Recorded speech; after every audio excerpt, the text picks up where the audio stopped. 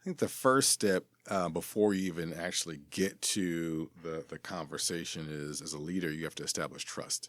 Because if someone trusts you and they know your intentions are pure and that you believe in them and want to see them succeed, then when you are confronted with those opportunities or times when you do disagree, irrespective of the disagreement, they will ultimately resign themselves to the fact that, like, I'm okay because I know that you have my best interests at heart.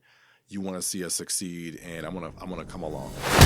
Every single individual has a story to tell, and they're great stories that need to be heard. I want every listener to know they have the ability to change the world.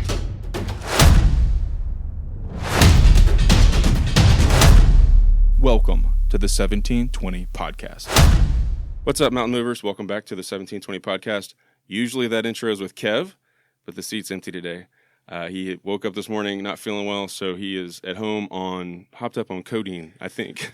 So our special guest today, Michael Horne. It's just me and you, man. No Kev for the day. I'm excited. Wish Kev a speedy recovery. Yeah, he was, I told you this before, but he's just laid up with something. I think we ended up thinking it's a sinus infection at the hospital, or not the hospital, but the doctor and medicine. And I was like, let's move forward. So intro sounds different because usually that's Kev, but special guest Michael, man, thanks for hanging out. Glad to be here. You know, usually we start our little podcast with what we have called our elevator pitch, but I've sort of pivoted it into just like, tell me who Michael is. Like, listeners don't know. We know, we've talked a little bit, I've poured through trying to get ready for this, but just level set us. Who's Michael? How would you describe yourself? Yeah, thank you. I am a person who believes in the potential of people. I've committed my life to really being immersed in communities where individuals may not have been given the best chance or opportunity to be their best selves and realize their God-given potential. But, I feel as if I've been, placed on this planet, placed on the earth to kind of remove as many rocks off the road, such that whether you're a child, a senior, whatever you envision, the best version of yourself, that I can at least create the conditions in which that best version can come to fruition. And I've just been privileged to do that work. That really is my life's work. And you're doing that presently in your position at Parkland Foundation, yeah? Yeah. So during the day, I'm the president and CEO of Parkland Foundation. Our job is to really secure private investment to support one of the busiest and most, I believe, impactful public hospitals, not just in Dallas County, but certainly across the country, Parkland Hospital. Yeah. And I think you come to us, like you show up with hanging out with us through a friend of yours, Parscale, right? Yes. Yeah. We met several years ago in Leadership Dallas, and, you meet someone and it's, you talk about those moments where things click instantly. Yeah, I think it was one of those moments, at the end of the day, I believe real recognizes real. When you see someone for who they are, pull away, titles and roles and responsibilities and just get to know the person and their heart. That's what I've experienced, and I've really appreciated the opportunity to get to know him. Yeah, he's good people. Yeah. And he will text me right now and say, this episode better not run longer than X, because I think he has the number 2 longest running episode. Okay. I don't know if you've listened, but we just got to chatting, right? You know how he is, and we just got to chat and tell a story. So I love it. Shout out to Justin. Yes. Okay, so as I was getting ready, I was reading an article I think it was on D Magazine, that I guess it felt like you wrote it. It was lots of quotes, but there's a story in there I want to unpack. Sure. Okay, and then I think it sort of folds into your story as we bring it forward. But I will reverse engineer to get to it. I spent last week I mentioned on the air, but my grandmother passed away, and I spent a lot of time out there with her, telling stories about my Mimi and stuff like this, and then my dad and my uncle get to talking about, and I don't know how we ended up talking about this, but about the days leading up to and the actual desegregation of their elementary school. Man, I had this moment and I'm going to have my uncle and my dad on sometime in the future to unpack some of those stories. Yeah. But you know what I'm saying. You know where I'm headed already. Is in this D Magazine article, you talk about your mom's story and how she has specific pain. Yeah, I don't know what the right word is, but let me just throw that at you because I want to talk about that to the extent you feel comfortable and unpacking some of that as it relates to who you are. Coming up and stuff. So my mother is a lifelong educator. She actually taught 42 years in New York elementary school, and so from an early age in our household, I have an older sister. Education really was the ticket to realizing our dreams and hopes, and it became abundantly clear to me at a young age. I didn't have the language around it until I got older. That there was a reason why beyond just, it's good to know math and read. It really was around like this is a way for us to better society. And it's important for you to understand like the journey that I've been on to get here. And so I remember being a kid and my mom actually telling me this story growing up in Martin County, North Carolina, where her side of the family is from.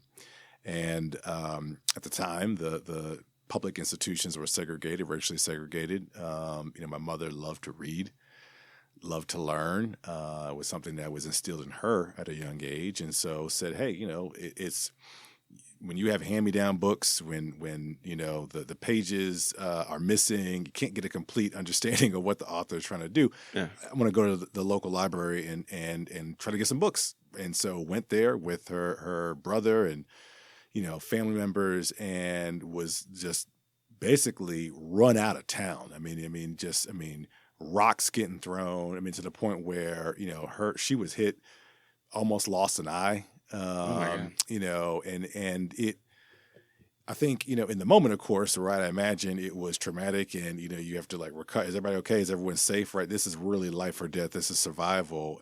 But what it did was over time, it fueled her commitment to ensuring that, irrespective of where you grow up and who you are, everyone should have an opportunity to have access to things like education, healthcare, in the case of the work that I do now. And that was instilled in us, and certainly in me at a young age. And it wasn't a matter of, when I think about the conversations my parents had with me, it was like, we don't really care what you do in life. What we do care is that you're going to be of service to individuals, right? Because of the opportunities that you've been afforded, and because of the struggles, right, that we've gone through to get to this place. And so that has definitely left an indelible mark on my life, kind of an imprint on how I see the world. And in spite of the challenges that exist, and they're very real challenges that exist every single day, it's those stories, right, that have gotten me to a place where I believe we can actually get to a place that's better, right? Yeah. We can build that better tomorrow as possible. When you think of those stories from your mom and dad, do you think of those as we sat down at the kitchen table and we had this conversation, or is this a story in the sort of elongated sense of the story of my life? Yeah, it's the teachable moments. For me, it's when I was a kid, because of my mom, I talk about being a preacher's kid. I was a teacher's kid.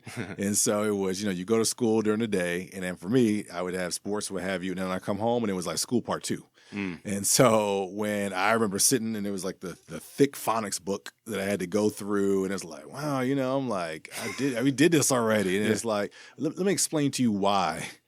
Right. It's important for you to do this. Right. And it was in those moments that we had these conversations, and different pieces would be revealed or reinforced to the point where it became internalized. Right? Yeah. I started to realize I need to work harder. Right. When the professor gives this, paper assignment, and it's tomorrow I want a 10-page essay, and you're going to read the book, and you're man, grumbles, whatever. In my mind, I'm thinking okay, let's go. Uh-huh. Let's bring it on. I understand why it's important. Right. It may not feel good in the moment, but there's a reason why it's necessary for me to go through this challenge or this opportunity, if you will. Yeah.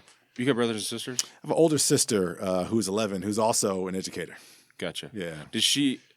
This is a question for me personally to answer, but I have 3 kids. They're all different. Yeah. Right. Is your sister did she pick up on all these things too, in terms of moving forward in that direction to serve others, or is that just something that's baked into Michael? Yeah, I think at the core, that message and value was definitely baked into her as well. How it's played out and manifested itself has been different. Gotcha. And some of it is because of the schooling experiences that we had. We went through different schools, and so our worldviews were shaped differently. But, she was a social worker coming out of college, and then transitioned from being a social worker to being an elementary school teacher and then a middle school teacher. And, I was at one point a kindergarten teacher, spent a ton of time in education, and now have made a transition. So I think while we have done different things, lived in different places, even around the world, I think at a core is a family value, which is around service, which is certainly around the importance of education.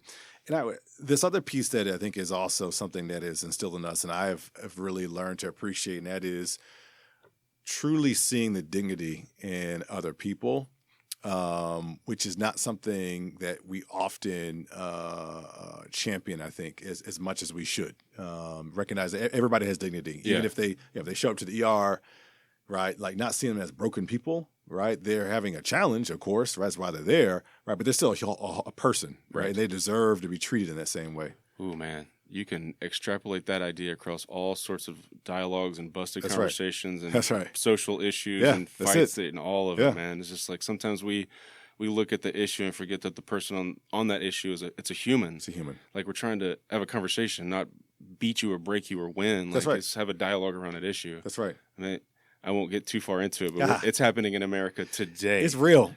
It is, yeah. We're living it, and it's painful to experience. And so for me, then it's like, well, how do you navigate every day? I was at one of our health centers today. You go around in the hospital, and you're confronted with very real challenges. And I think it's this idea of, and others talk about, Brian Stevenson talks about this idea of proximity, right? So how do we create the situations where we can get connected to people and be in community?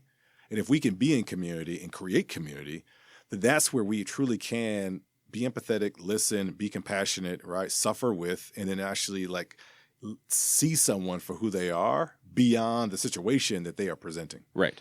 Because lots of times, boy, we just immediately off into the field here. Yeah. Lots of times people who want to help are like Zoom in helpers. Yeah. Like, oh man, I'm going to live over here. Yeah. And I'm going to throw my money hand grenades in over there. That doesn't help. And I forget who writes it. There's a book called When Helping Hurts. Have you read it? I've not. You should check this one out. But it's really derivative of like mission work. But the ideas are translative. They translate well. Yeah. Because it's the idea that, like, hey, we're going to go overseas and we're going to bring our big American money and we're going to help change your life, and then you leave. Right. And they're like, man, those people, right? They're not.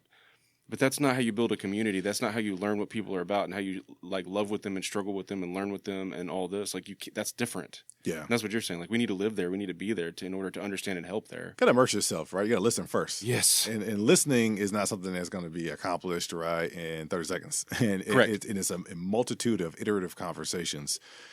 And in the process of listening, what it does is in addition to like learning more about the person, it also, I think, changes the power dynamic that may exist, right? So it's not me, Michael, coming in as a CEO of an organization. It's like, I'm here as a community member, right? Respecting what you bring, the assets that you bring, again, not paying attention to the situation that you are immersed in, but trying to determine how can we together, right, co-construct something that is actually going to be beneficial for all of us. And that takes time. Mm-hmm. That takes removing ego, stripping away. It's not about credentials and all that. It's about like person to person, right, together, locking in on what can be accomplished. And so, and it's not easy. It's not easy work at all, right? Well, it's not easy, but it's worthy work. Yeah. And I was listening for cues there about how you do it, because one of the things I've learned to do, I'll say, as an attorney, is stop showing up in my suit. Yeah. Right? Like, how big of a barrier is that when I walk into a room and I'm the guy in the suit, and the business owner that I walk in with or whatever, he's got his work boots on because he's been in the field. That's right. What sort of a barrier am I creating just by the way I show up in my clothing? Yeah. And so I've been real attentive to like sort of like read the room is a big like thing we say at our house is like, where am I going? Who's going to be there? Yeah. What am I doing from the moment I get out of my vehicle to create a barrier?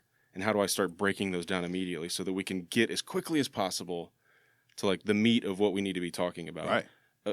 Take that and apply it in all different scenarios, right? But it's how you break down the CEO's here. What's he going to tell us today? And have it. I think it's spot on. One of the in my house is a picture that I really adore. It was when I was a kindergarten teacher, and so I was in my 20s. It was an all boys school in Brooklyn, New York, 24 students. And I'm in the hallway talking to one of my students who, made a bad choice, not a bad person, made a bad choice. And so we're having a conversation about it. But what's unique about the picture is, the principal happened to snap the picture in the hallway. I'm 6'6", right? So you can imagine, right? This is at the time a 4-year-old, right? Like it's like, you're a tree. I am squatting down, right? We're at the same level. And so I think for me, one of the many takeaways that I have from my time in education is this idea of like, how do you kind of level the playing field and get to a place where, again, we're not focused on hierarchy and the artificial structures or barriers that we place, but see the person in the moment, listen, and really help together come to some type of solution that's going to resolve whatever the challenge in this case was. Look, you need to be back in the classroom. Mm-hmm. You have a gift. And we're wasting time, right, sitting in the hallway, right? And so how are we going to work together, right? What choices can we make and you make and commitments can we make together such that you can get back to where you thrive and need to be? And that's carried me throughout my career, but beyond career, life. I mean, that's a life lesson. Take me back to Brooklyn. Like, is that home? So, yes, my parents separated when I was born and divorced later when I was in middle school. My dad lived in Brooklyn. My mom lived in Long Island. And so I would split my time between the two. So I claim Brooklyn. I lived as an adult in Brooklyn prior to making my journey to the great state of Texas. And and so, yeah, it's I was working. Well, biggest question I can ask here. Who's your basketball allegiance then? Knicks? Yeah. Or the Nets? I'm a default Knicks fan. Have to be. Yeah, default. And with that, right, comes a level of pride and empathy for the fact that we've been terrible for so long. But I remember the glory days of Ewing and Harper and Starks and Mason and Oakley. I mean, yes. Yeah, it was fun. It was fun times. Fun times. It's not been fun lately. It hasn't been. It's been terrible, right? But we built resilience. Right, so I appreciate as a New Yorker, I've built resilience, and we're gonna get there one day. We can pick that up. Dude, basketball. All the listeners are like, "Oh my gosh, here we go!" Right? Because it's lots of basketball all the time for me. So, so I got us completely in the ditch. Yeah, coming up in Brooklyn though. Yeah, claiming Brooklyn and Long Island. Yeah, so my earliest recollections of Brooklyn and why this is kind of important for the story of education and my journey there was this is a place that was in transition at the time. I mean, from an artistic standpoint, I remember the artists in the corner and street art and music. I mean, all that was kind of coming together. And so fast forward, I had an opportunity. I was working in nonprofit management. I knew I needed to get into the classroom, but I frankly resisted for a long time. And some of it, looking back now, I would say it was hubris, right? My mom was a teacher. I was like, I can bypass all that. I'm gonna be an education policymaker. That's what I told people, right? I'm gonna just go there. I'm gonna craft policies, and that's gonna change the world. And then it was like, you know what? Maybe you actually need to get right, immerse yourself in the classroom, be connected to students and families and what's going on to actually maybe inform if you are going to draft some policies that can help people.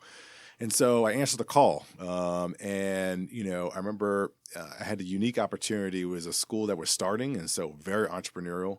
I mean, we did everything from I was writing curriculum to we were scoping out buildings where we were going to be, doing home visits, meeting, families, introduce ourselves. And, I just learned so much. One, I learned this idea of respecting, right, your elders, right, and acknowledging what you don't know. I have a youngish looking face and probably looked even younger back then. And, did everything I could to try to be older and present myself that way. But I never forget one of my parents, Mr. Green, showed up to his house. He opened the door, welcomed me in, and was very clear before I even stepped foot in his house, right? I look forward to working with you, but I want to let you know, right, that my son, right, we get one shot. We get one shot. We're not messing this up. Like the fear of God was instilled in me in that moment. And I think I truly understood, right, the importance of what I was entering, this sacred almost covenant that I was making with him and with all the families that I had, the privilege of serving, which is like we got to do whatever we can, go above and beyond, run through walls, run through the fire to make sure your son, right, succeeds and achieves the goals that we're going to create. And that's exactly what we did. We would sit in living rooms and we'd ask questions, right? What are your hopes and dreams for your son, right? Like, where do you see your son? How can we work together? Here are the commitments that we're going to make. here are the commitments that we're asking you to make. And together, right, in this partnership, we're going to achieve our goals. And it was amazing. It was hard.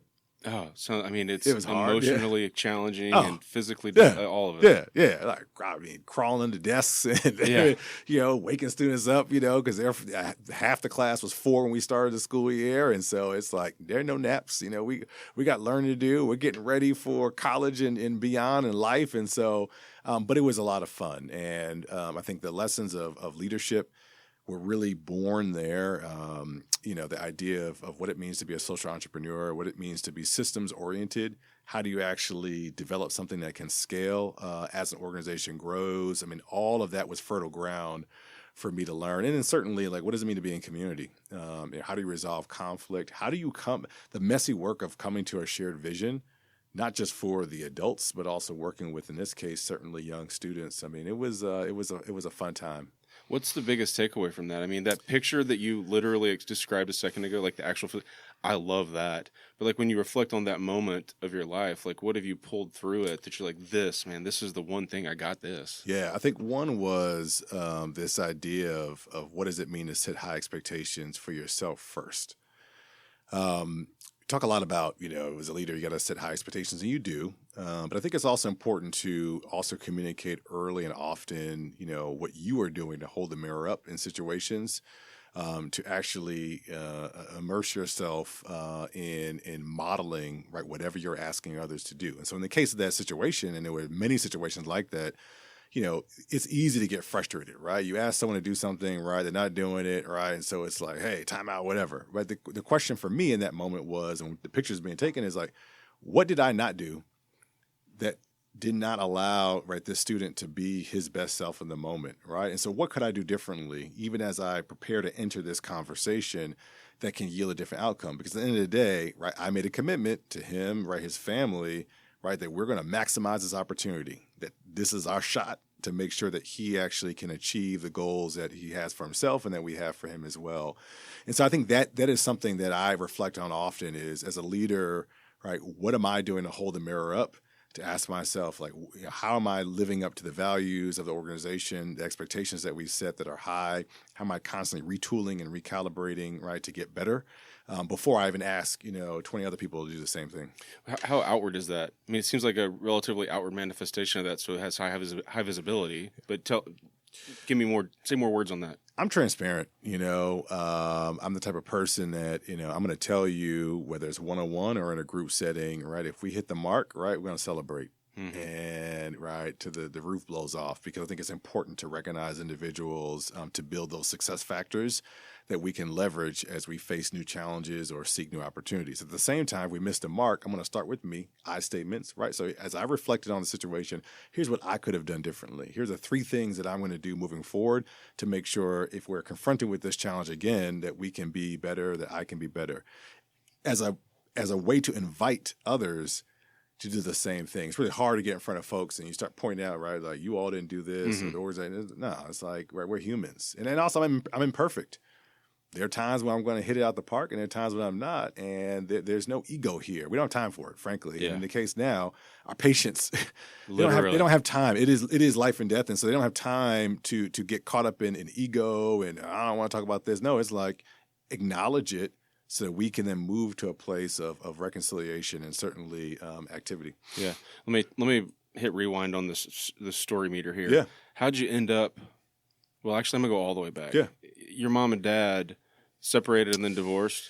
Yeah. And lived, I don't know, I don't have good geographical perspective here. Like, how far apart did they live? Yeah, I would say probably 24 to 30 miles, roughly. Okay. So it was accessible. So I see my dad on the weekends, so like Saturday for the most part. And there were times in my life where it was, midweek and also on the weekends. But it was tough.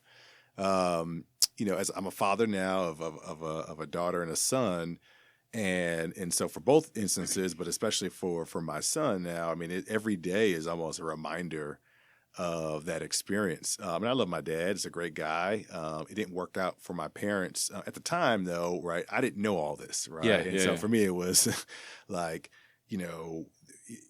I need someone to help me teach me how to tie a tie, right, or how to throw a baseball.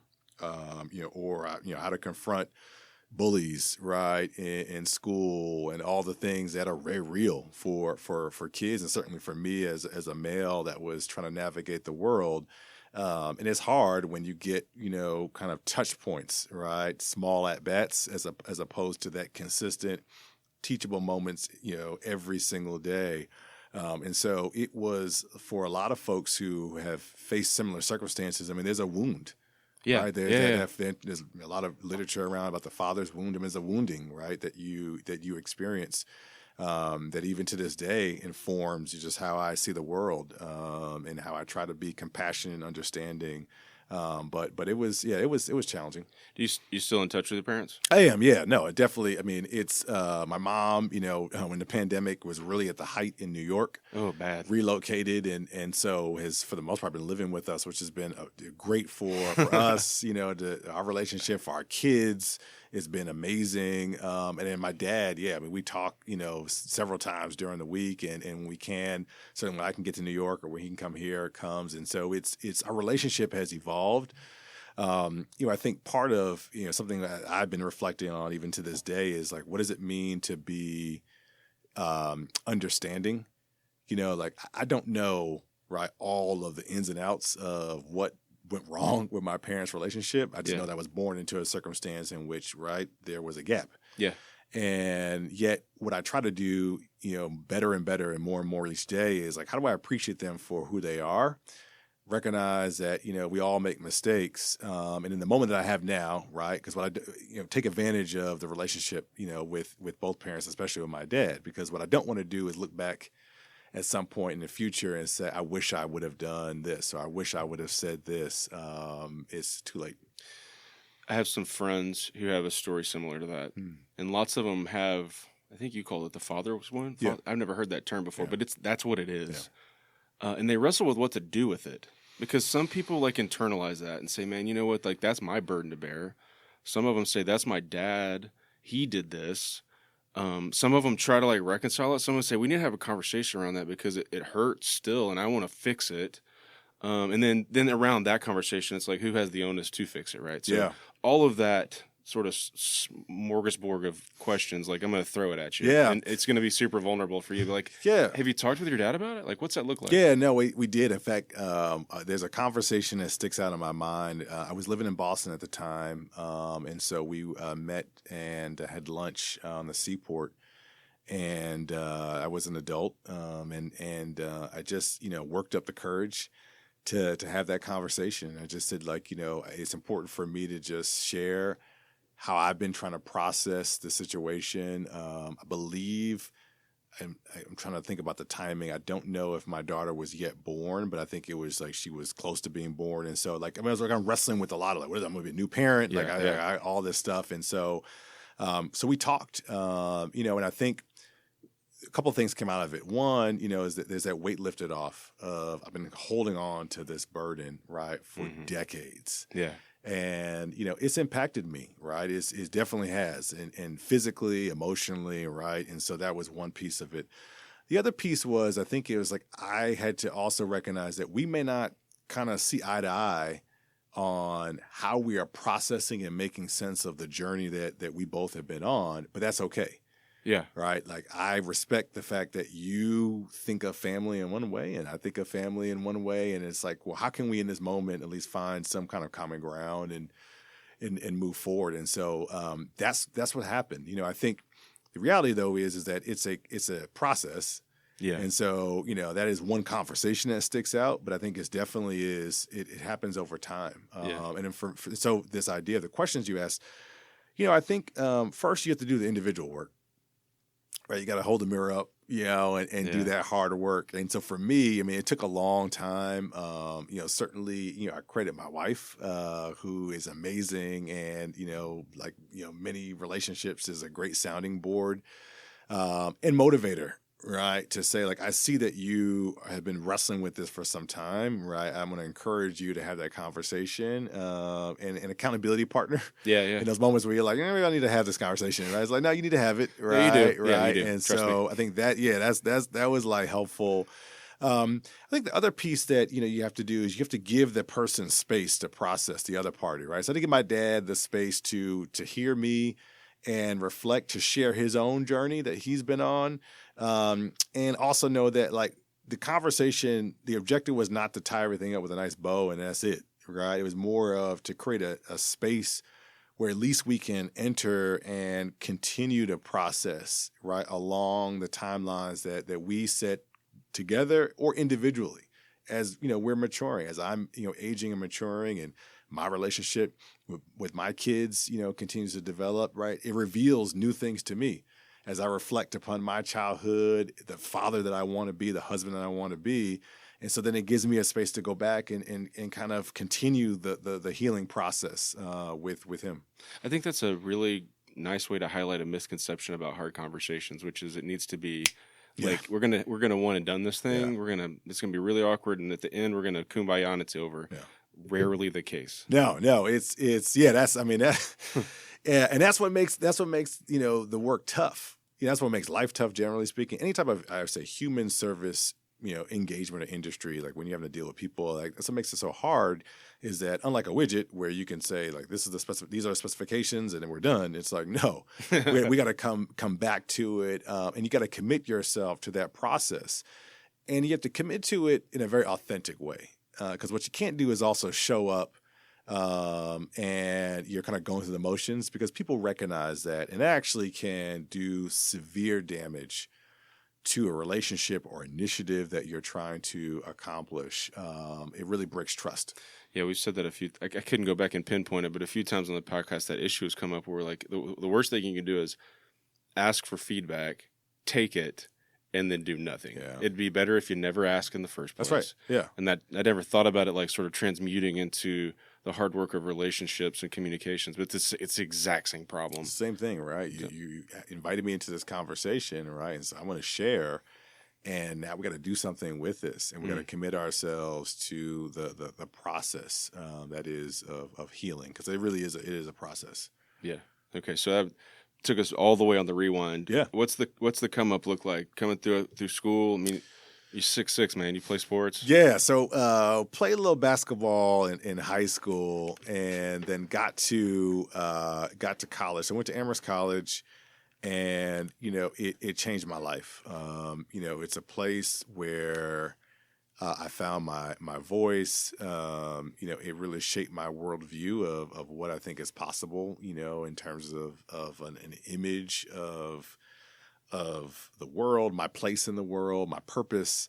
Above all that, I met my wife there. There you go. And so that's like, that right there is a piece de resistance, and so, but, I think that, I started to really understand that, like, I like organizations. I like learning about how organizations behave. I really understood in the importance of service. But also as a leader, right, it's where I shaped my writing skills, my communication skills, the ability to ask critical questions, process information, and all the kind of functional skills that you need, in addition to adaptive skills, to then, go out and do what the school says, Terasa Radiant, right? Let them, give light to the world. I mean, that's the mission and motto of the school. And so for me, that was like, man, like this is a perfect match. I think about the values and stories I heard from my parents, right, at a young age. And I'm in this place where I'm being shaped. They're shaping individuals to go out and lead and serve. And then it was like, great, okay, now it's time to put this in action. And that led me to New York, certainly doing a bunch of things, including the teaching, going to graduate school, working, going back to the point I made about policy, and I thought I was going to be a policymaker, having the opportunity to actually work on education policy in Massachusetts, recognizing the complexities of what it means to craft something that is going to have such, a huge and significant impact on thousands of people, but also the missing link that often exists where we do things in silos and actually don't engage the very people that are going to be impacted. And so that was I think an eye-opening experience for me. You mean like from a policy creation perspective, like we're over here doing it without asking people what it means? Yeah. I think the system, for a variety of reasons, whether it's the pressures of time, the actual politics of getting legislation, passed, sometimes can be devoid of, the work of engaging the community. And so at the time, I think the what we were doing was, amazing, which is how do we introduce choice into the public system, so more and more families could have access to high quality schools, resource those schools and teachers and leaders to do the things that we want them to do.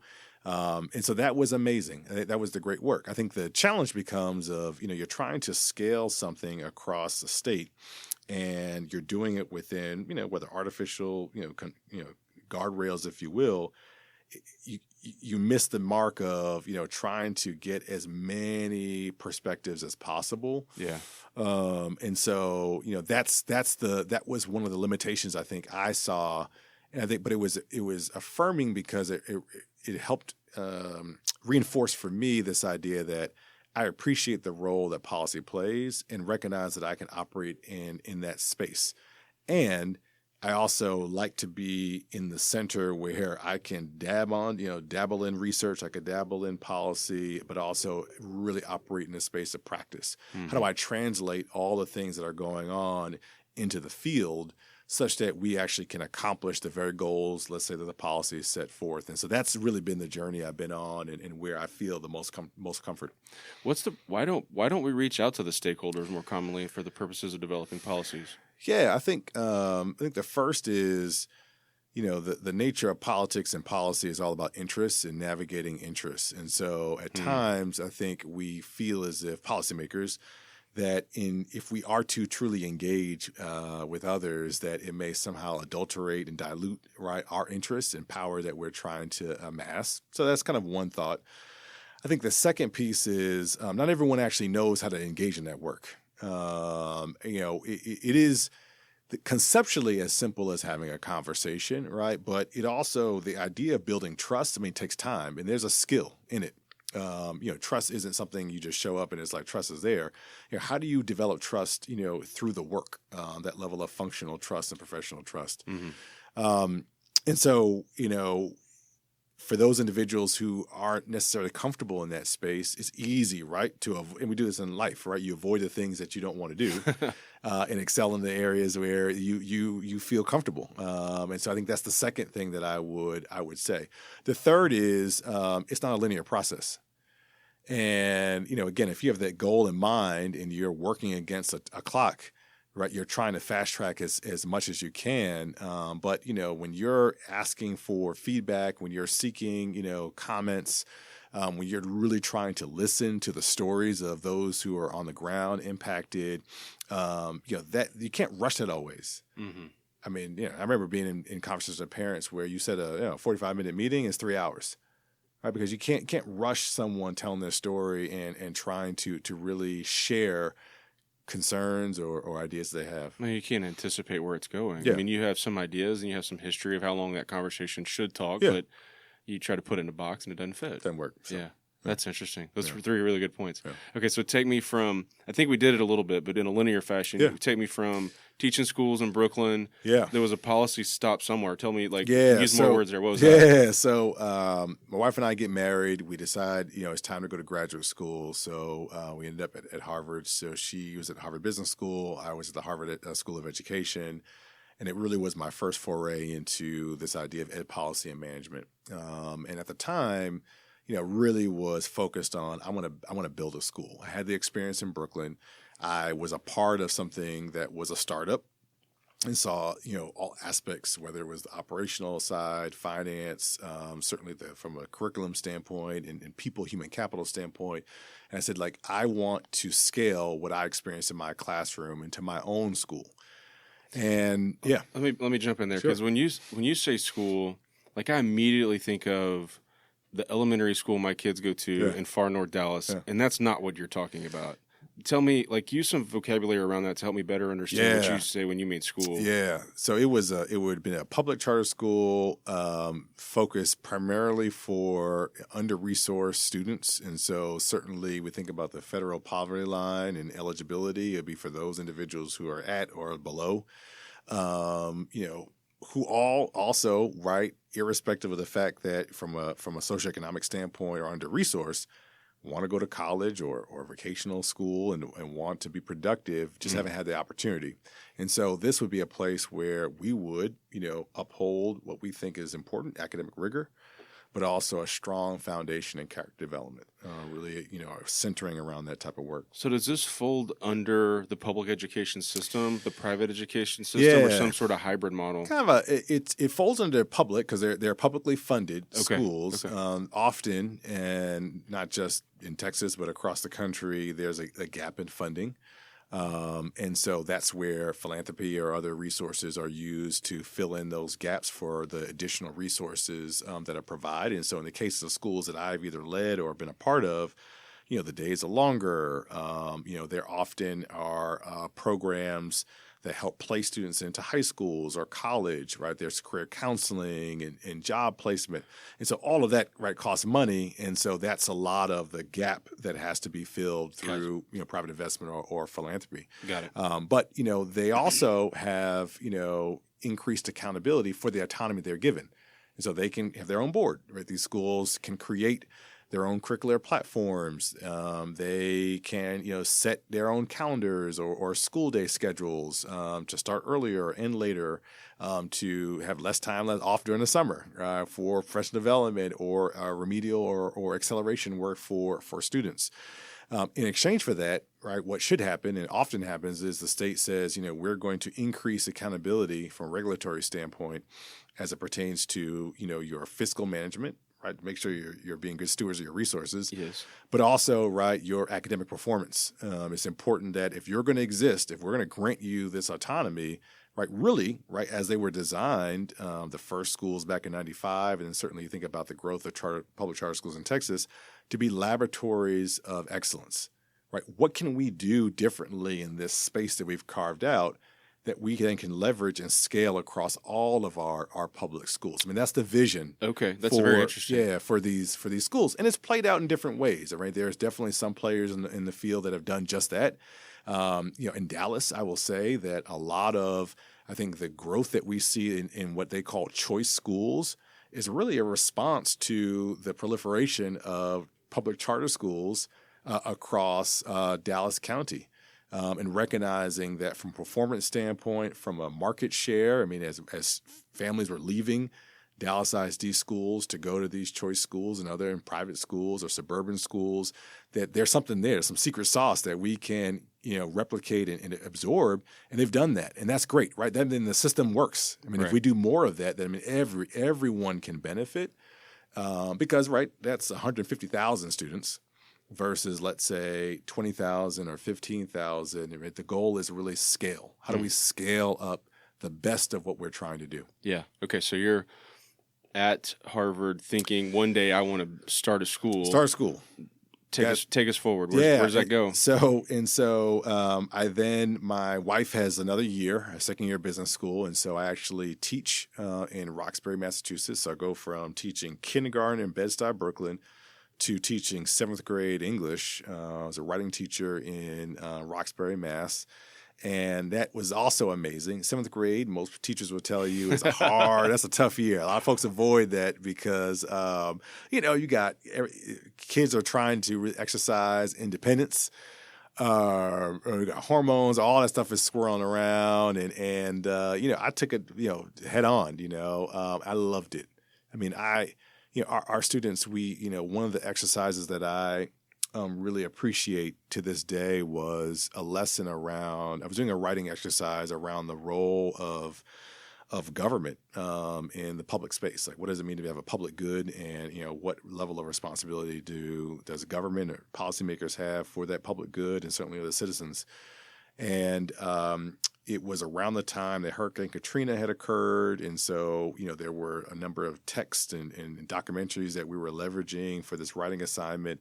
It coincided with state reps visiting the school, and so in real time, we were able to have a real conversation, right, with the students in middle school and 7th grade, with elected officials to really talk about, right, like, yeah, you're a 7th grader, but like, how can you engage civically? How can you be a part of, right, the types of change that we need to see to support our public good? For me, that was the vision that I always wanted to have, as an educator, was I wanted to be in a place where we can equip as many individuals with the tools they need to again elevate their voice and their ability to affect change. And that to me really encapsulated that vision that day in that classroom, with those elected officials in Massachusetts. And you get these chances.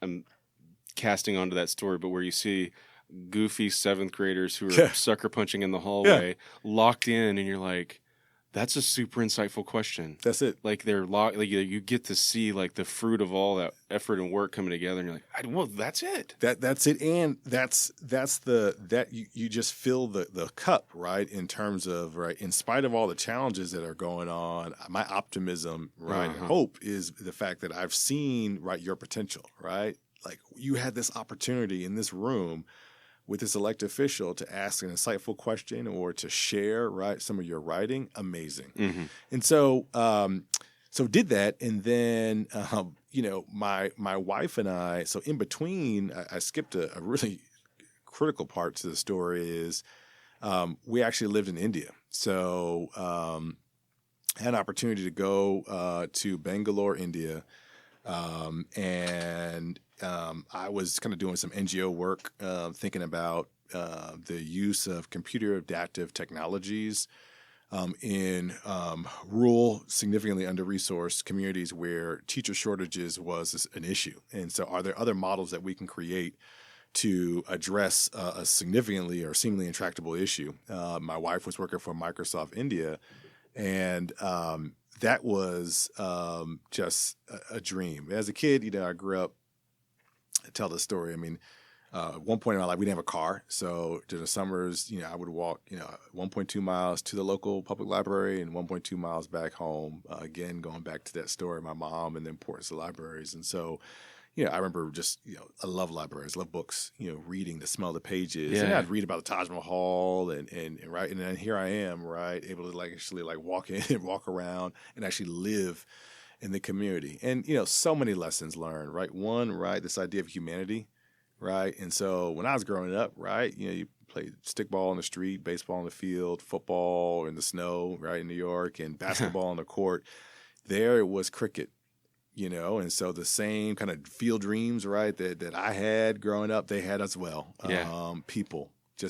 And so that idea of dignity, that idea of a community, of humanity, really, I mean, it was those lessons were accelerated because of the complexity of social life in a place where you have such extreme wealth and burgeoning wealth and abject poverty in levels that I had never experienced in my life before until I had an opportunity to live there. And so, that was amazing. So timestamp in your life, I'm guessing you're in your mid-20s here? Yeah, so mid, late 20s, because we come back in 2000, so 2007, we come back to Boston.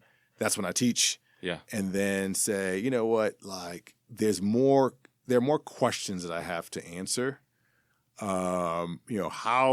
What is this thing about policy? What is the role of governments and what structures can be created to really partner with communities and other entities in a community, to business community, et cetera, to actually affect change?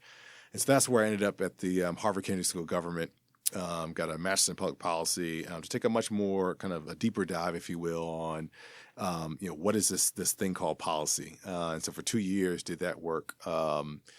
Thought that I was actually was in my mind headed back to New York to open up a school in Brooklyn, and decided ultimately not to. And that was it's one of the most difficult professional decisions at the time that I had to make. It wasn't what was best for my family was to stay in Boston. What I wanted to do was to go to New York, and it was that night, and making that decision was a long night, back and forth with my wife. But looking back, it was the best decision I made, and I grew a lot through that process, and ultimately stayed in Boston. Said, I'm not done with education and school as a student, and entered a doctoral program at Harvard back at the ed school. I focused this time on leadership. I truly was interested in okay, so how do leaders make decisions? I'd had, snippets and glimpses of as a teacher leader, around what that would look like. And now I was like, okay, how do we actually, create something that's scalable? And how does research play into that? Well, okay, so you spent a fair amount of time hanging out in Cambridge. Yeah, it's a lot of time. What's your takeaway from that? Like, I've never been to the community. I've never been on campus. I'm none of it. So tell me what I don't know about hanging out in Cambridge. It's a happy place for me and for my family, and for a variety of reasons. I mean, my daughter was born in Boston. My wife and I, we grew up there. I mean, as adults. Yeah. Our marriage grew up because we entered, newlyweds. And I would say it's intellectually stimulating. I had an opportunity, especially when I was at the Kennedy School, where, I'm in classroom with individuals who are foreign dignitaries, ambassadors in the UN. One of my professors was, David Gergen is a professor there, right? Foremost leader in politics and leadership and guru on leadership. I mean, and so like the ability to like break bread and be in an intellectual space with these caliber of individuals is just in many ways unfathomable. And that was every day. And so, the energy is amazing. And it too is continuing to change. Right. And I think, any place I like to align myself with places where they are focused on developing leaders, not for themselves, but to go out and really positively impact the world. And that, for my journey at Harvard, that's exactly was the explicit mission and focus and the messaging that was shared every single day. And I'm grateful for that and appreciate it. So your doctoral program was in leadership? The concentration was communities, education. There's something else that I'm missing right now. My focus really was around leadership. And so at the time, I was based in Cambridge. We relocated to Dallas after about a year and a half. Had an opportunity to come to Dallas. My wife's from Dallas originally, and so daughter was 3 months, and we said, "Hey, we're gonna get close to family, right? Quality of life. The dollar goes a lot further in Texas than it does in Boston. Got a little tired. Yeah, Brooklyn, right? Digging out my car 3 hours out of the snow, and I have to do that here, and so." Ended up really focusing on, this idea of leaders do not make decisions in a vacuum. Mm-hmm. I had experienced that personally as a leader, and I was a leader at the time of a school and then eventually of a charter school system. And so, there were a number of questions around how do we prepare leaders, right, for those moments where they have to make critical decisions? How do we train and really evaluate leadership?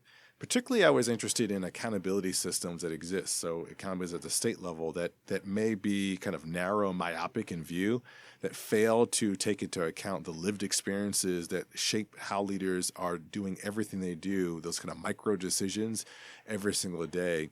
And so giving leaders the space to really reflect upon, and that was my role as a researcher, was to observe, was to prod and probe, but also to kind of help them confront, right? So you decided in your handbook that you were going to have a uniform policy. Right. Why?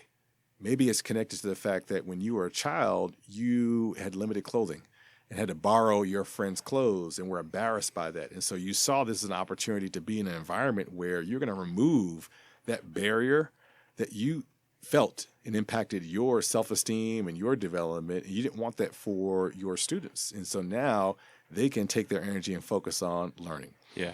And so that's one of the experiences of one of my participants. But I mean, it was that across the board, financial, your budget, right? So why did you invest in this, right? Let's unpack that, right? And so what are the lessons learned, and how do we then think about a new conception of leadership that to me is a little bit more adaptive? Recognize the art and science of leadership and really sees the leader as a whole person. It's infallible and certainly is imperfect, but is trying to navigate a series of complex contexts every single day. And it really was me holding up the mirror. I mean, that was the impetus for this. I was wrestling as a leader with making these types of decisions every single day and wanted a space through my research methodology to do that type of analysis. Yeah, so you're looking back not at like the present tense timing of the vacuum. You're not making a decision alone in your room. What you're saying is it's a time-based vacuum. Like you're not making a decision based on this moment. You're making a decision based on all of your prior moments, which inform the decision today. All of your moments, right? So like that's a touch psychology too. Yeah, it is, and to give, the gift in some ways is also to give leaders the space to be vulnerable. And, so for the years that I was with, my participants, or to give them the space to talk about, I never thought about it this way. Or I never thought about, when I was growing up in Chicago and we were food insecure. Fast forward, now I'm leading an institution where there's a significant focus in financial allocation to a community center with a full-fledged pantry, because I saw the impact of food insecurity on the ability for children as a child to then grow up and then be forced to perform in a classroom, but you're hungry. Yeah. And so, those were the types of things that, among others, that we were able to uncover. And it was an amazing journey. Well, how do you lay any sort of like decision framework on top of that, given the insanely complex nature of everyone's history leading up to the decision-making process or the decision-making moment? Does that make sense what I'm saying? Yeah. Go ahead. Well, I was just saying, like, it's everyone's story is different, which is one of the beauty of our podcast, is just like hearing your story enriches me, it enriches our listeners, it informs me about things I don't know anything about, and then you multiply that times 100 people making 100 decisions on 100 different subject matters. Like, yeah. So I think, as a researcher, putting my researcher hat on, part of my training and methodology is like, how do we see patterns, right? And so, as we are really analyzing, all the stories and the data, that comes in, it's like, how do we code it in such a way that we begin to see patterns that are elevated and use that as a way to, in some ways, unify or find tension, in ideas, because absent of that, it is like 1,000 different inputs, and it's really hard to make sense of the narrative or story that's being told. In practice as a leader, because that's what happens every single day, I'm confronted with, and engaged with individuals who have very different perceptions around how we think we can achieve X, Y, and Z.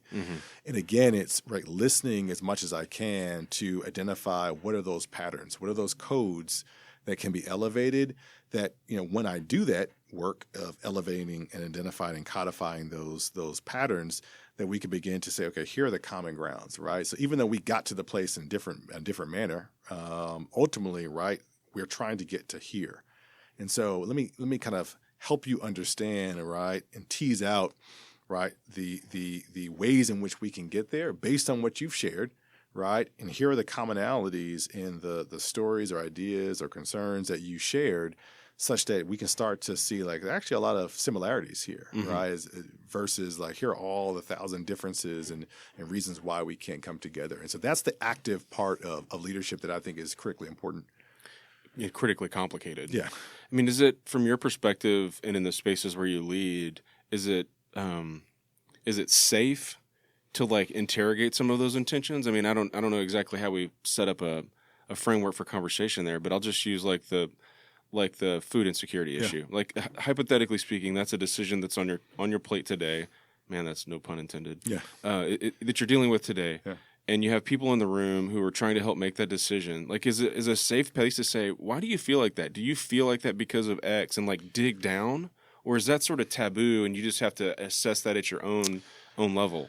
Yeah, so I think it really starts with the values that you set for the organization, and certainly any operating principles that you have, either for the room or for the meeting, such that individuals know explicitly that the ways in which the mindset that we should adhere to and the behaviors that we should evidence are such that it leads us to a place where it is okay to ask these types of questions or to be vulnerable in this space, that there's no retribution, There's no kind of punitive actions that we're going to take. If you disagree with something that we're saying or have a different way of thinking about the topic that we're discussing at hand, that all of those ideas are actually welcome. Now, the commitment, and we all commit in this space, in this level of psychological safety that we're trying to create and will foster, is such that at some point, we're going to come to a decision. right? That we are going to rally behind, we're going to stack hands on, and we're going to, be full. We're going to have full, frank conversations, but we got to agree on something. I really believe in that, but I think that's the foundation. Absent of that, then I think what you do is, again, you go back to this situation where you just have a different interests that are competing against each other. And that can lead to really perverse behaviors that ultimately are destructive for the work at hand.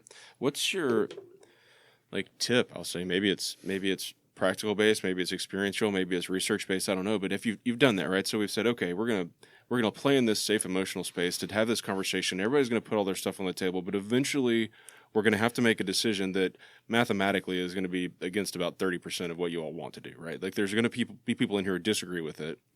Like how do you go about managing that sort of that inherent disappointment that well, I said my piece and I was really vulnerable around this issue, and then everybody in the room disagreed with me and we made a different decision, and then I'm expected to put my hand on top of his hand and say we're going to go do this. How do you manage that conversation in a way such that that 30% of the people don't leave feeling put out by the net output of the committee or meeting or whatever? I think the first step before you even actually get to the conversation is, as a leader, you have to establish trust. Because if someone trusts you and they know your intentions are pure and that you believe in them and want to see them succeed, then when you are confronted with those opportunities or times when you do disagree, irrespective of the disagreement, they will ultimately resign themselves to the fact that I'm okay because I know that you have my best interest at heart.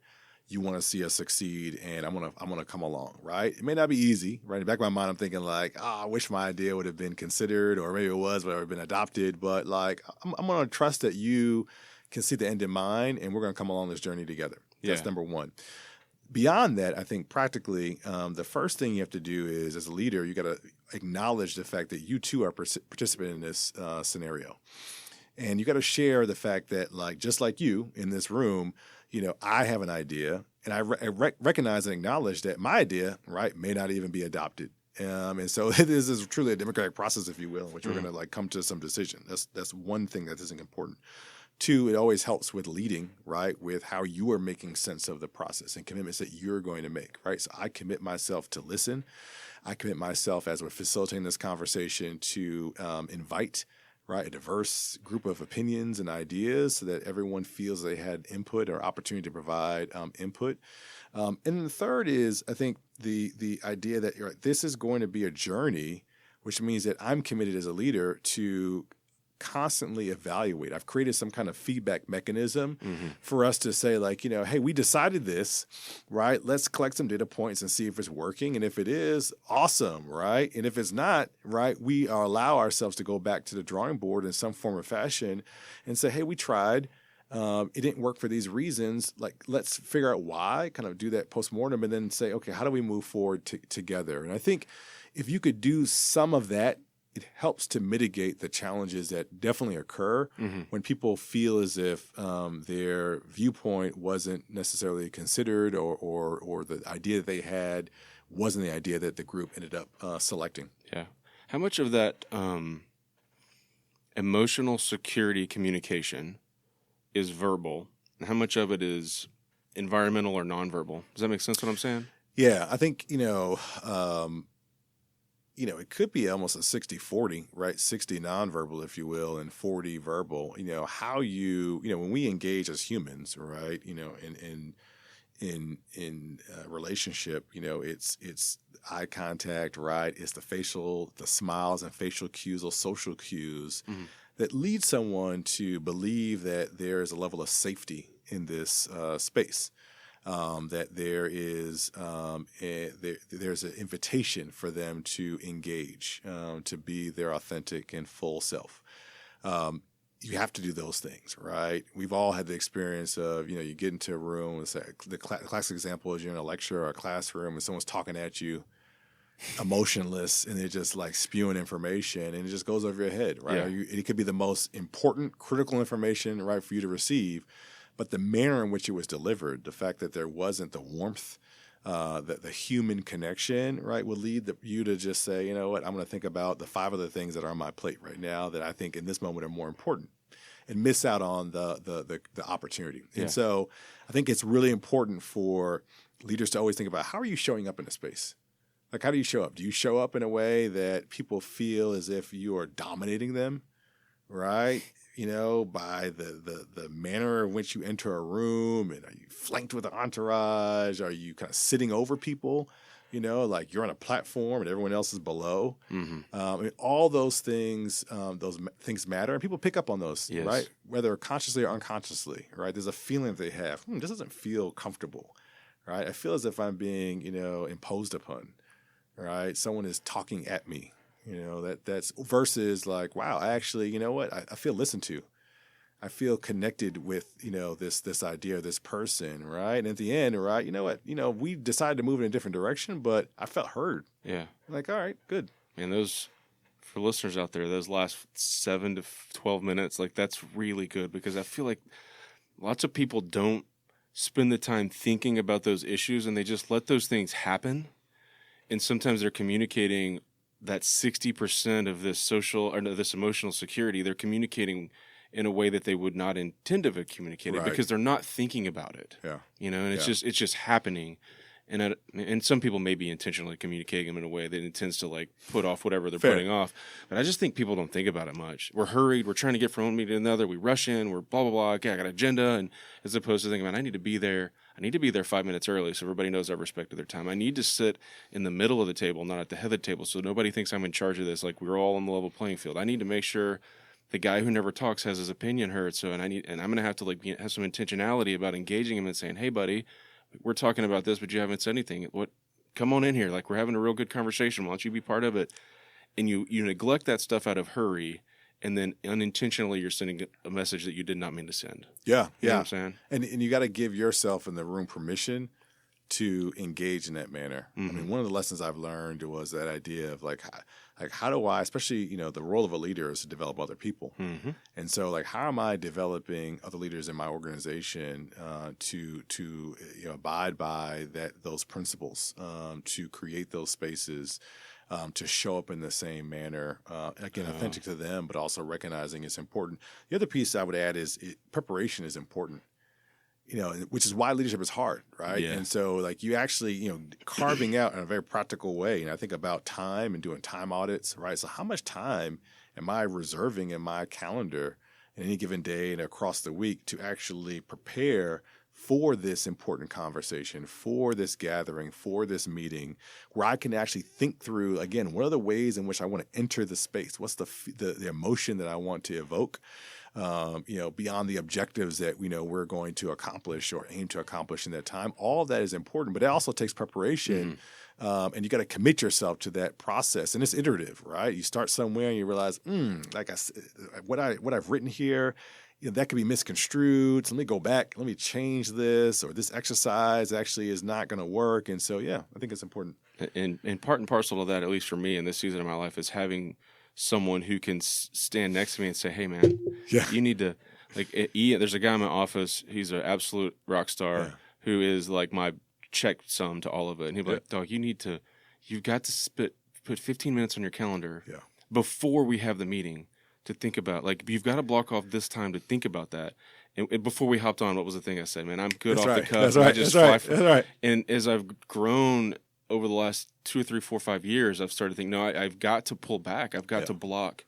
So actually, about a week ago, I put a new color on my calendar. It's hot pink, and it's actually color. The code is "You can't touch this." Yeah, I love it. That's my "You can't touch this." That's a good one. That's if it's hot pink, you can't touch this. Yeah. And that's like prep time leading up to meetings. And just don't book me on a call right before that. I need 15 to put my mind in the right spot. I have an orange do not schedule in my calendar, and it's communicating that across the board. And what's exciting is when other folks start to pick up on it. It's like, ooh, like I see that organization. Like I'm gonna model my calendar off the same way, because again, for this to be scalable, it can't just rest with us. Oh man, that's so good. Right, it has to permeate the entire organization, and so we have to implicitly and explicitly model these behaviors so that others can actually adopt them, right?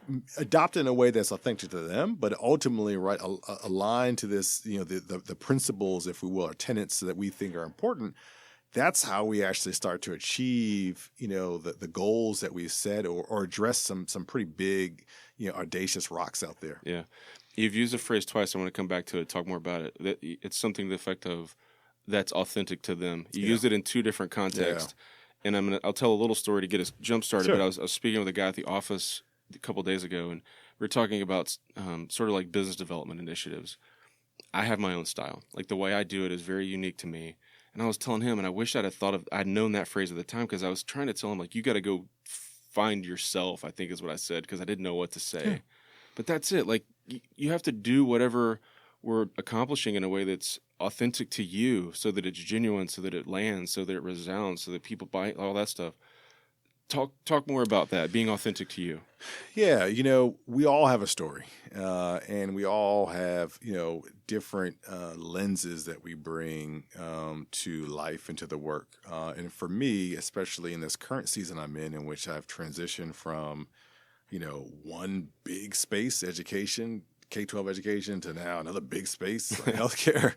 And so, I come at it, differently than, let's say, others may who have grown up in this space, especially in the world, I would say, of philanthropy, right? The kind of, the traditional, model that we see is that, someone kind of starts out as a fundraiser and they kind of like work 20 years in, work their way out, and so my path has been different, even though I've done all of these types of activities and functions. And so when I came and arrived, right, I had to be clear with everyone that I'm going to do this the way that I know how to do it. Mm-hmm. That I believe in, being proximate to community, that the ways in which I think about how we tell our stories about the work that we're going to achieve, maybe just different than what you have experienced or heard, right? And but I got to do it the way I know how, and I expect for my team and others that I come in contact with to also figure out, like, how have the lived experiences that you have amassed over your lifetime, again, how do they inform the ways in which you show up every single day? And it's important for me to respect that. And create spaces where people feel as if they can bring their authentic selves, their whole selves, their best selves, their fullest selves, to being every single day. And that we also create a space where individuals can strive to be their better selves, which is to say that, like, I may not be here yet, but I'm committing myself to get to the place that I know I aspire to be. And that's something that I bring every single day, right? I'm still working, right, to get to the best version of who Michael is going to be. And so I want to be in a place that acknowledges that, supports that, and is going to help me also along the journey in the same way that I'm going to help others along the journey. Okay, that's all very good. Question about it, though, is like some of us, and I think lawyers are notorious about what I'm about to say, but other businesses, models, industries, et cetera, sort of operate in this like steeped, storied, this is how we act. Yeah. This is how we do it. This is how we write emails. This is how we draft whatever. This is how we do, however that manifests itself for your particular job, profession, or industry. Like, how do you how do you reconcile this idea that the best version of me is the authentic version of me against lots of different workplaces that say this is how we do it? How do you jive those together? Yes, I think that the ways in which you reconcile that what may seem like a tension is to be very clear about the guardrails. So I think the email is a really good example. I'm a stickler for like how we communicate, especially in written form. And I've learned over time, from mentors about just the art of the memo. And there's a style that I have in how I structure my emails, and I've done it for decades now. And so, in organizations, what I do is I lay out, right, here are the, like, almost the non-negotiables or the elements, right, that are highly important that you have to include, right, in your email. Within these guardrails, here's the space, right, where you can add your own flavor, right? You may end with sincerely. I may end with regards. You may end with best, right? Like, at the end of the day, you got to end with something, right? But it's like, how you fashion that, right? Here's where you have some flexibility and latitude. And I think to the extent that you can help people become crystal clear about the guardrails in the space where they can flex a little bit, then I think it helps to mitigate the challenges where they may feel as if I'm being stifled. My creativity is being stifled, or like we're just, robots or widgets here. It's like, no, that's not where we are. But, right, if we're going to have quality and we're going to have some quality control, it is important, right, to have standards. I think standards and guardrails are really important. And I actually don't see that as a barrier or impediment. In fact, I've always believed personally and professionally that standards and guardrails, much like laws, right, actually allow us, right, to be our best selves, right, to have the level of creativity, because it ensures, right, that the noise that may exist is almost blocked out. And we're very clear on kind of the space in which we need to operate, right? I drive down the road, I know the speed limit, right? And so once I know that, right, and I operate within it, I want to have a very enjoyable ride, right? I can pay attention to the road, listen to my music or what have you, and I'm good to go. I don't have to worry about, right, the other things that may happen if everybody's just speeding everywhere, just 90 miles an hour. And it's like, whoa, I'm worrying about you, me, and everyone else on the road. Yeah, right. That's a good point.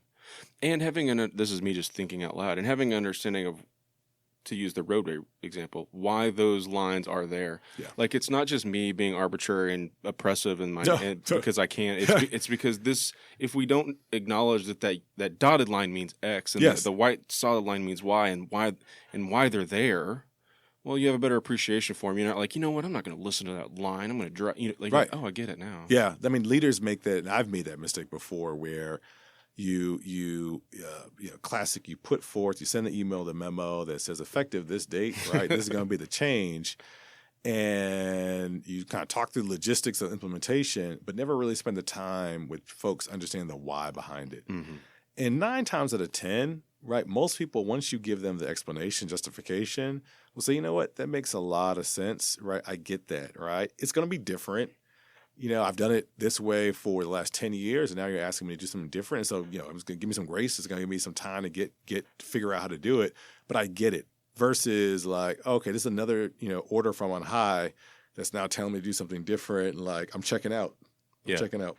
There's an interesting jury consultant theory that's sort of lies on top of this. Is like, if you don't need to tell a jury what to do, you need to explain to a jury why they should do it. Yeah. And if I don't need to explain to you, like, check this box, I need to set up the rules for you. I need to explain to you the situation so that you naturally just check the box, right? Like, you figured it out. And so that's part of like explaining the why, is that you don't get as much pushback, or inversely, you get more buy-in. Right. Whenever I understand the why and I've led you to it in an explanation fashion, led you to it, and you're like, oh, of course we need lines. I've never thought about it, but now that I read that, of course we need lines. It makes sense. I mean, it really is based on the principle of respect. If you actually respect someone, then you respect the fact that they have enough, cognitive, horsepower, if you will, to kind of figure things out. It's when we don't respect someone and make assumptions about what we think they can or cannot do. It's often when we lead with, I'm going to give you a directive without giving you the explanation. For That's me, good. Most of my career has actually been interesting in the sense that I've worked in spaces where I typically are on the younger side of the people that I am managing. And so it's really forced me early on in my career to be thoughtful about, so how do I show up in a space where I can create a level of respect, knowing that I'm going to have to make changes, build new systems or refine systems. And so there's a level of difference from what someone may have been doing for 10 years prior to me versus what I'm saying we need to do. Is really important to have the justification. Yeah. Because, they're looking at you like, hey, this is, I've done this, right? I'm more tenured and and it's like, if you come in saying like, I actually acknowledge the fact that you've been doing it for 20 years, knocking out the park.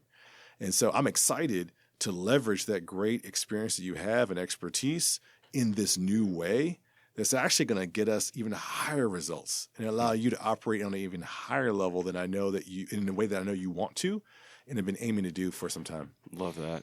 That tension exists at the law firm. Associates come in and there's a legal assistant who's been doing this for 30 years and they're like, I'm the one with the law degree. And you're like, I'm the one that knows the passwords. Yep. So that's real. How are we going to do this? Yeah, exactly. Yeah, that's a good one. Oh man. Okay. So I'm not going to yada, yada, yada over any story, but you're in higher ed, you moved to Dallas in higher ed, and then eventually to Parkland. So help me tell that story arc to get us there. Yeah. So It was in my last year in formally in education, I had kind of noticed that increasingly there were students and families that were really impacted by things outside of the school and the classroom, and really outside of my locus of control, right? Increased incidence of families and students that were suffering from some form of trauma or adverse child experiences, substance abuse, mental health challenges, food insecurity. And for me, the question was, within a resource-constrained environment and not having the ability to actually solve for those, what we say, that 75% of the world outside of what happens in the classroom, but it really leads to variance that we see in performance. I can't solve for that. What do I do? Yeah. And knowing that, again, I believe in service and that kind of servant leadership model, and want to have an impact and want to be in an environment where we can shape the conditions in which individuals can really realize their potential. This idea of Parkland, an institution that I had actually been familiar with and had worked with years ago in one of my schools for around immunizations, I was like, okay, this makes sense. And specifically, I will say this idea of how do we think differently about philanthropy? And that was really, I think, that what was most exciting beyond the kind of healthcare space, which was, I truly do believe that there's a new way of thinking about social impact, that private investment, can be leveraged almost to as seed capital and data-informed ideas that we believe, over time can scale and can lead to the types of change and outcomes that we want to see, particularly, I would say, in shaping ecosystem. And so some of this is direct investment in what's happening from a clinical side in the hospital. The other space is how do we actually begin to think differently around these issues of transportation barriers that our patients face every single day, right? Or food insecurity. We've talked about that, or workforce development.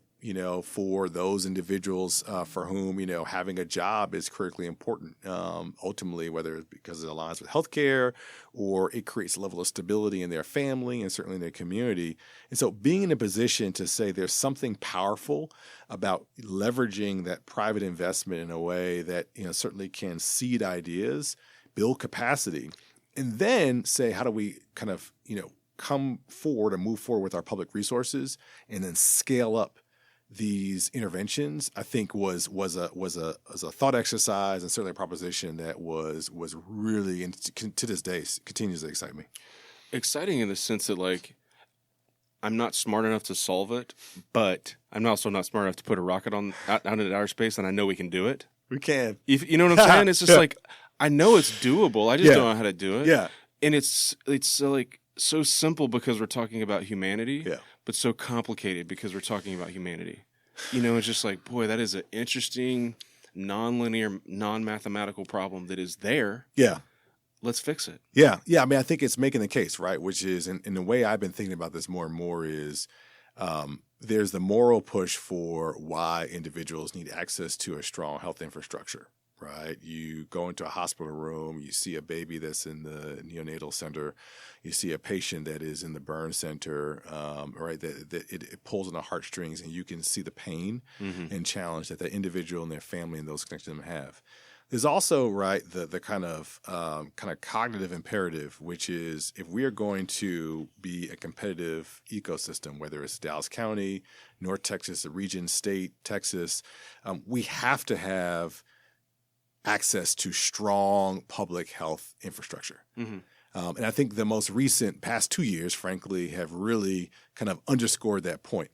We think about Dallas County. At one point, Parkland was facilitating 54% of the COVID tests across Dallas County. Oh, wow. Right? We have over 800-bed state-of-the-art acute care hospital system that was supported largely by certainly our taxpayers, which we're grateful, as well as forward-thinking philanthropists who understood that in cases of emergencies like the pandemic, right, we need a space that can flex, that actually has the tools necessary such that our best clinicians, have the resources they need to respond. wish they've done. And certainly, reading the harrowing stories of the Red Door units, their TCU units during the pandemic, was having the ability to have those separate spaces that could be stood up where we could provide the care that so many individuals relied upon. And so I think that's important. And I think it's a different shift, right? Like our economic vitality, frankly, I believe, is tied to the health and prosperity and capacity of our public health institutions. And so as Parkland goes, so does, right, society within Dallas County and certainly the region. So I'm going to take us kind of back to the beginning to level set what Parkland Foundation does. But what, in a nutshell, like what is its purpose? Why does it exist? Because when we're talking about Parkland Foundation, that is a separate and distinct entity from Parkland Hospital. Yeah, independent 501c3. We exist to raise philanthropic support, private investment, to really advance those initiatives led by Parkland Hospital that we believe are really going to address a series of health challenges that exist in our community. And when you think about, the way that we set up, Parkland Hospital receives a third of its revenue from taxpayers. There's always going to be, right, a space where there are new interventions that we want to advance. And as stewards of our public resources, we want to be thoughtful about not seeing that as risk capital. Right. And so that's where I think the power of philanthropy comes into play. And we've seen that across the history of Dallas, which is really a unique space relative to many other regions and certainly cities where philanthropists for decades have gotten that. They've figured there's a space where we can really see this great idea and over time, right, collect data points to see is it working and then scale it up. That's the power of private investment in philanthropy in conjunction with our public resources. That public-private capital stack is highly important and something that we've seen. There are countless examples. The new hospital is one, our breast center. I mean, the list goes on and on where that partnership really helps move the needle and gets us closer to resolving chronic issues that are well documented and frankly have persisted for a number of years across Dallas County. So if we hypothetically had the whiteboard up on the wall and said, okay, we're going to write down the 3 big things that Parkland Foundation is tackling, or 5 or 10, or I don't know how many big initiatives you have, but if we were whiteboarding those, how would you big categorize? These are the things in 2022 or whatever our vision statement looks like we're working on right now. Yeah. So one is called access to care. Okay. And so we recognize that as powerful as that over 800-bed hospital that I talked about, the acute care hospital is, our patients are in the community, right, across Dallas County. And it's hard for many of them because of serious barriers to actually get to the hospital. And so that's where embedding our services and our resources in the community where individuals live and work, where they can manage care closer to home, we believe leads to more positive outcomes. And we actually have the data to prove that. Yeah. And so the good news is that Parkland has been a pioneer in really advancing our community health system. We have, community-oriented primary care clinics or health centers across Dallas County. That infrastructure, expanding that infrastructure is one priority, right, through the traditional brick-and-mortar standalone health center.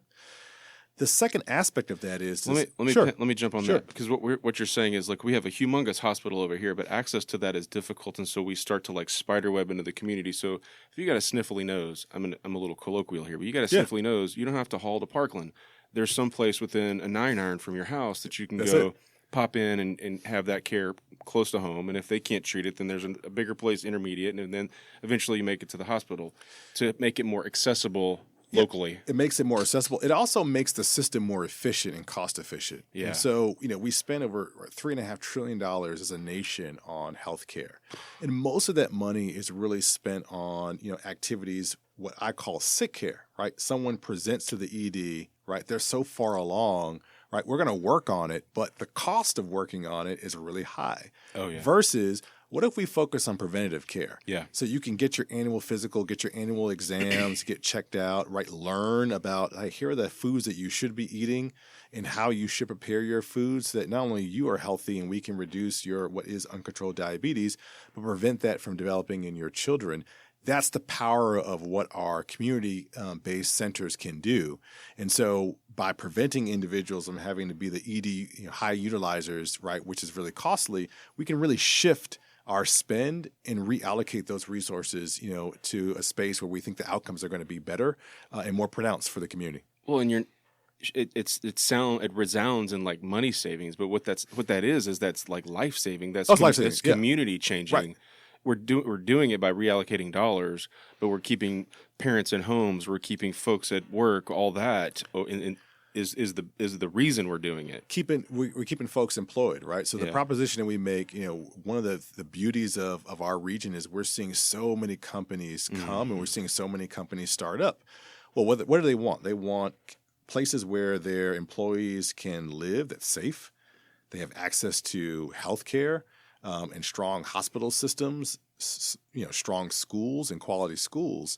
And so, right, there's a desire for us to make sure that we have a public health system like Parkland that is set up such that we can create the conditions in which individuals can be healthy to be employed, which we all benefit from across all sectors. That's right.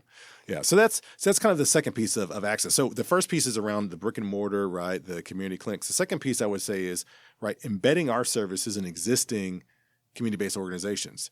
Power partnership. Can't do it alone. Yeah. The enormity of the challenges and the complexity of the challenges that we're facing is such that we need to work with other partners. And so we can identify those trusted, proven partners in the community that have the operational capacity where we can bring in the clinical expertise. It's a win-win. Integrated care. So give me, I'm sure you have those partnerships in place, so I'm not thinking you're putting somebody in place, but give me some examples of those types of institutions. Yeah. So you have a Dallas Recreation Center, Parks and Recreation Center, and so there's an activity, right, a natural-born audience that's in client base that's going to utilize those facilities. What about if we actually embed, right, our community health workers in those spaces to do health screenings?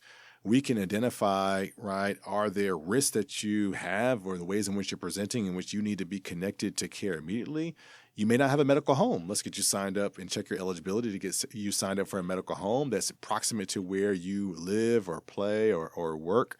Again, moving into the space of preventative care. Embedding our services in food pantries, which we do, so that we know that, hey, you're there on a Thursday to get fresh produce, and let's check your blood pressure. And we recognize that we need to get you, in the habit of actually going to regular appointments, right? That's when we begin to connect the dots in a way that is best for the patient. It's patient-centered. So rather than the patient having to go to the food pantry, then they got to go to the clinic over here. We can embed all of these services in a very comprehensive setting. Churches, have you partnered with churches? Faith-based organizations, right? Churches. That seems like a organizational capacity. And right, everybody's going to church. Everybody going to church. There's trust. Yes. Right. Often, right, the priest or the pastor, right, is one of the most trusted individuals in the community. And so if they can come on board, and we saw that during the pandemic, right? They were on board with us, right? Hey, listen to what part, do hand hygiene, wear your mask, right? Get tested, right? Get the vaccine. All the things that they were saying, right, championing the messages, that's that partnership we need. Yeah. The third space is really around this digital frontier. One of the things that was fascinating about the last 2 years is that we saw that increasingly we were able to stand up services or modalities of how we deliver care faster, using technology. Part of it was let's identify where vulnerabilities exist. We have a phenomenal organization called the Parkland Center for Clinical Innovation, right? Data scientists that really look across the community and say, how can we run some algorithms and leverage machine learning to identify where risks exist at a block level, at a zip code level, to then deploy our resources. So rather the old method, which is scatterplot, right? We just kind of throw everything against the wall. Let's say actually individuals who reside in this community, right, are most at risk for hypertension. And we know that they frequent this store or recreation center.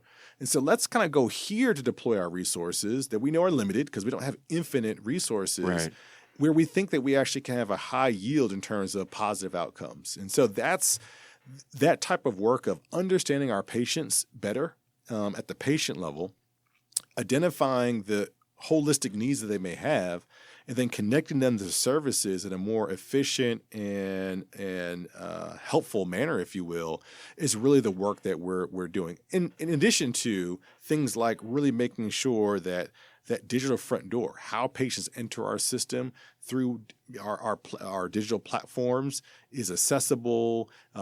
Behind the scenes, our providers and specialists are communicating, sharing information so that we have a team approach to understanding Michael as a patient. All of that leads to, and we know, right, from research, leads to better outcomes for the patient and certainly better outcomes for the community.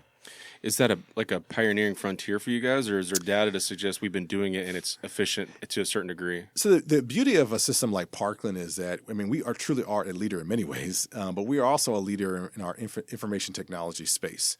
And so the good news is the infrastructure is there. We're building on top of what we've been doing for some time. And so whether it's Parkland Hospital, what Parkland Center for Clinical Innovation has been doing for some time, it's like, how do we kind of marry the two and say, what's next? Almost creating, think about this like, a virtual health center where we really can maneuver and navigate services across the community in a way that we think is increases access for our patients. Is pretty exciting. Do you find that, I don't know what the right way to say this is, people who are have food insecurities, have transportational challenges, et cetera, are at a digital disadvantage as well, or is that barrier effectively broken down by now? No, Dallas is certainly high ranking. I think it's top 5, if I'm not mistaken, in terms of urban cities across the country facing a digital divide. And so for all that's shocking. It is, right, given the wealth of resources that we have, particularly I would say from an infrastructure standpoint. But historically how communities were carved out, there are areas where there are significant gaps from a utility standpoint and infrastructure deserts. There's great research out of SMU where they've coined the term infrastructure deserts. We talk about food deserts, infrastructure deserts. There's some really burgeoning research that really maps that out for Dallas County. And we have information deserts in Dallas County? Yeah, those infrastructure gaps where, whether it's sidewalks, broadband access, utilities, there are different categories, tree canopies.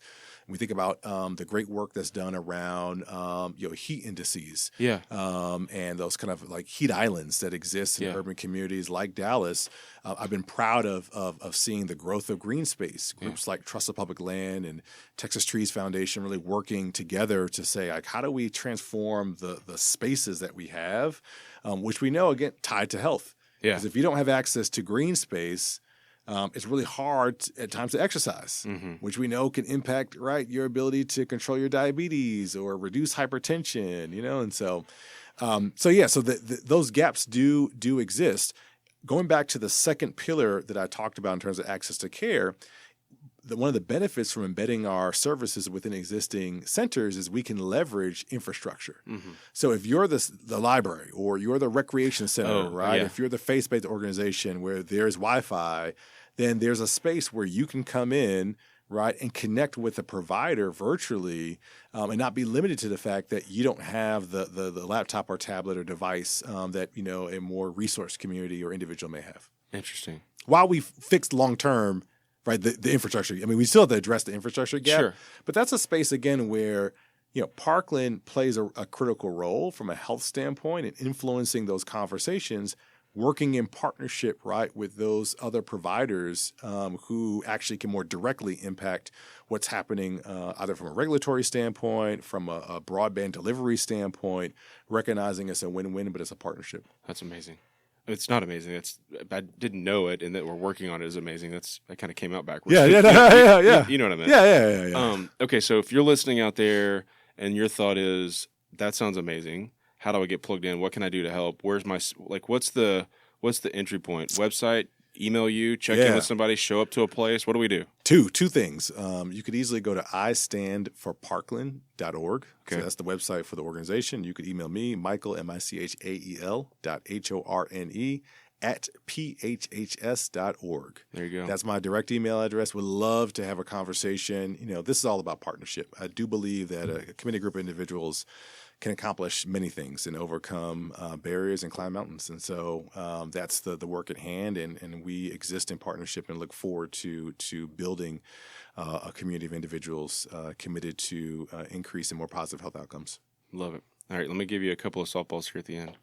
Tell me about your wife. Y'all met back in Yeah, Amherst College. At Amherst? Okay. Amherst College. So what's she do these days? So she is a leader, executive vice president in Capital One. And so her background is information technology. I am far from understanding all the ins and outs of IT. But if there ever is someone that is absolutely brilliant and is an amazing person, has a great heart, is funny, beautiful, that's her. And, I remember when we were college kids and she was coding in our dorm room, and fast forward was building trading systems on Wall Street. Just an amazing, brilliant person who's committed to increasing opportunities, particularly for women in the STEAM spaces. And so proud of what she's done professionally and also civically, and really raising the bar, especially as a father of a daughter. We want to prosper and have as many opportunities as possible. That's been pretty special to watch. Tell me your origin story with her. Laid your eyes on her for the first time across the cafeteria, one of those dudes? Yeah, so we were, it's funny, we knew each other, at Amherst, and then, we didn't really talk, and summer happens, yeah, and then you come back, and I was like, hey, like, what's going on? And she was like, hey, what's happening? And really it was a phenomenal, I believe, a courtship of just kind of getting to know each other. I mean, we both at one point worked security on campus at parties. And so it was like just, having vibe in there and watching movies. But what stands out is, one night, we were talking until like almost literally 5 a.m. And, in college, but really thinking about, right, like, what are your hopes and dreams, right? Like, tell me about your family and what do you want to be when you grow up, Yeah. Where do you want to travel and all the things that we talked about then. Fast forward, we're in Dallas, right, getting engaged. And we're talking about, right, the dreams we have for our marriage and the family we want to have. And here we are, right? We've traveled around the world, lived around the world. These things are coming to fruition, and there's no one else I'd want to do it with other than her. So it's been amazing. Love it. Two kids. Two kids, yeah. Daughter's the older one? 11? Daughter's the older one, yeah. So 11 years old, and is just amazing. My twin, and 5'8", 11, smart as a whip, but the kindest heart. Just empathy for others, is a leader, helps others, and is just an amazing person. It's one of the things I'm most proud of, and it's just doing really great work, but is mature for her age as a good kid.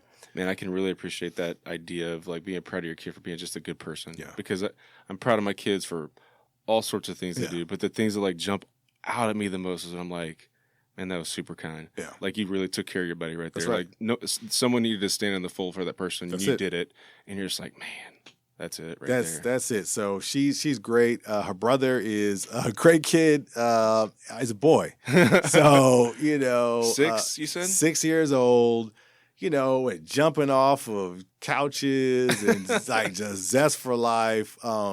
Loves to read, smart kid, math, chess, plays soccer, but also like kind, right? Just come up, give me a hug, ask me how I'm doing. And I've learned in this season of parenthood to also appreciate, the unique gifts that they have, and the fact that they're not the same person. And that's okay. And that's actually good for them. It's good for us. It's good for the world. And so they both have, I would say, especially our sons, like taught me a lot about patience and about, just development and things are actually going to come together on the time schedule they're supposed to come together.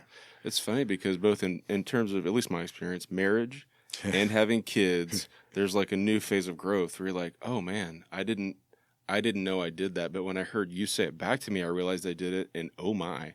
And these like ideas that through these additional phases, like you're just continuing to be sharpened in at work when you get new challenges, that's sharpening. At home with your spouse, new challenges are sharpening. Your kids are sharpening you, and it's just like this journey that I would never have thought I was embarking on. That has just been pretty crazy amazing. Yeah, it truly is. I mean, we use that word journey. It is a journey. Mm-hmm. It has ebbs and flows, highs and lows. But what a privileged position to be in. I mean, that's these days. Particularly these days, I wake up every morning and I pray and I just think about like, the blessings and gifts, that have been afforded. And one of it is also to like, to be, in this position of being a husband, being a father to two great kids who teach me lessons every day. Yeah. Which they do, and to appreciate that, and try to remind myself when, you're in the thick of it, because days are crazy, going from place to place, soccer practice here and volleyball here, and got things going on at work, and the phone's ringing and texting and trying to drive, and it's like a lot, but it's like, you know what, like it's all going to work out. Yeah. It's going to get done when it gets done. But this moment though is going to pass. And so I want to appreciate it because I don't want to look up and be like, man, you're now 20. Yeah. And I spent all my time worrying about getting from place to place and not appreciating, you in this space at 11 or at 6, That's great advice, because I know lots of our listeners have kids. We've said it before, but like and at our house we say a lot, just be where your feet are. Just be thankful for where you are and be where your feet are. And I'm guilty of it too. My wife Ashley reminds me all the time, because I get guilty of get home and put my briefcase down, and then the phone dings and the kids are crazy, and I'm responding to a text message, and then look up, still thinking about work, frustrated. I'm just like, no, stop, take a deep breath. Like, this craziness is going to disappear, and I might not appreciate it now, but I'm going to miss it. That's right. And so don't let it pass without enjoying it. Yeah. Such that the miss is not as big. So yeah, it's huge, man. No, it's huge. I learned. I learned the hard way. There were several years ago. I mean, that was the height of just like, working, and it got to a point where the stress of everything just like was like breaking my body down. I mean, I was like, found myself, the lowest point was New Year's Eve.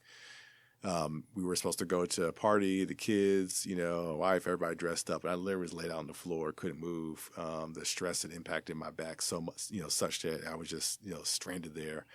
And, it was a wake up call, I think, for me that like something has to change. Yeah. Like this isn't working. And, part of it was being in a position to really be more present, be in the moment, appreciate things for what they are, be plugged in with family. And so, I mean, the lesson is to avoid getting to that place, but having gotten there, and certainly I appreciate now a different path, and certainly one where I think I'm still being impactful, still being of service, but can really also enjoy the other parts of my life, which really include for me family. Yeah. Yeah. Okay.